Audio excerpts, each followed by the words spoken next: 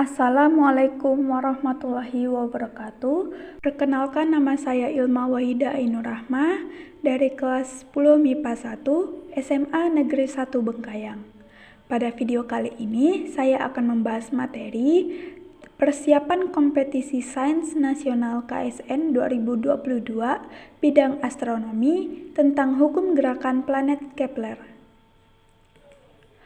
Hukum gerakan planet Kepler merupakan 3 hukum sistematis yang menjelaskan mengenai pergerakan planet-planet. Penyusunan hukum ini dilakukan oleh Johannes Kepler pada abad ke-16 Masehi, berdasarkan kepada data hasil pengamatan yang dilakukannya sendiri. Di dalam astronomi, 3 hukum gerakan planet Kepler adalah: 1. Setiap planet bergerak dengan lintasan elips. Matahari berada di salah satu fokusnya. 2. Luas daerah yang disapu pada selang waktu yang sama akan selalu sama. 3. Periode kuadrat suatu planet berbanding dengan pangkat 3 jarak rata-ratanya dari matahari. Ketiga hukum di atas ditemukan oleh ahli matematika dan astronomi Jerman Johannes Kepler pada tahun 1571 sampai 1630 yang menjelaskan gerakan planet di dalam tata surya. Hukum di atas menjabarkan gerakan 2 benda yang saling mengorbit. Karya Kepler didasari oleh data pengamatan Tycho Brahe yang diterbitkannya sebagai Rudolphine Tables sekitar tahun 1605. Kepler menyimpulkan bahwa data posisi planet hasil pengamatan Brahe mengikuti rumusan matematika cukup sederhana yang tercantum di atas. Hukum Kepler mempertanyakan kebenaran astronomi dan fisika warisan zaman Aristoteles dan Ptolemeus.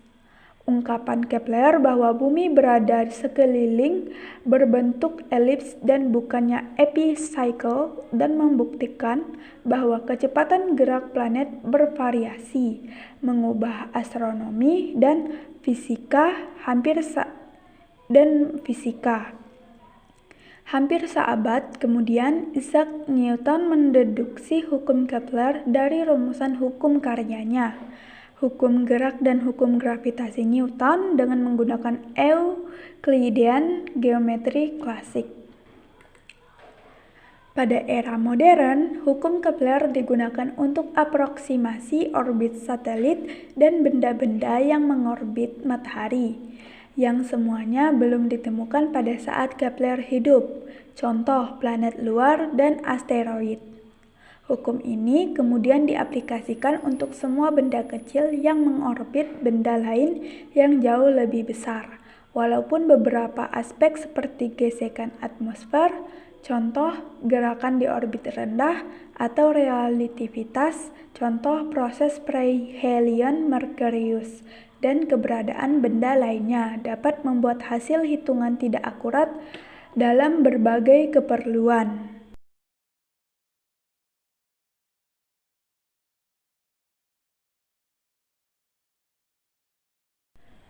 Adapun hukum Kepler 1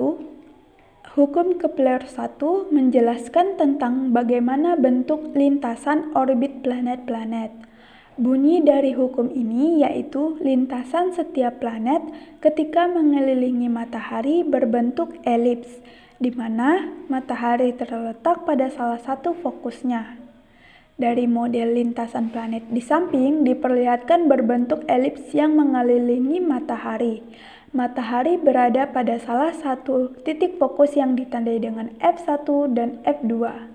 Pada keadaan tersebut, planet memiliki 2 jarak, yakni jarak terhadap F2 dan F1.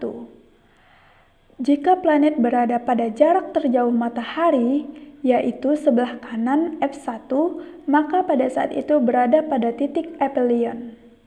Jika planet berada pada jarak terdekat dengan matahari, sebelah kiri F2, maka planet berada pada titik perihelion. Hukum Kepler 2. Hukum kedua Kepler menjelaskan tentang kecepatan orbit suatu planet. Bunyi dari hukum keduanya yaitu setiap planet bergerak sedemikian sehingga suatu garis hayal yang ditarik dari matahari ke planet tersebut mencakup daerah dengan luas yang sama dalam waktu yang sama.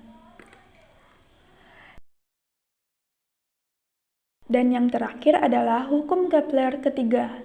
Pada hukum ini, Kepler menjelaskan tentang periode revolusi setiap planet yang mengelilingi matahari. Hukum Kepler ketiga berbunyi, kuadrat periode suatu planet sebanding dengan pangkat 3 jarak rata-ratanya dari matahari. Secara matematis, hukum Kepler dapat ditulis sebagai berikut, yaitu T1 pangkat 2 per R1 pangkat 3 sama dengan T2 pangkat 2 per R2 pangkat 3 sama dengan konstan. Keterangan, T1 adalah periode planet pertama, T2 adalah periode planet kedua, R1 adalah jarak planet pertama dengan matahari, R2 adalah jarak planet kedua dengan matahari.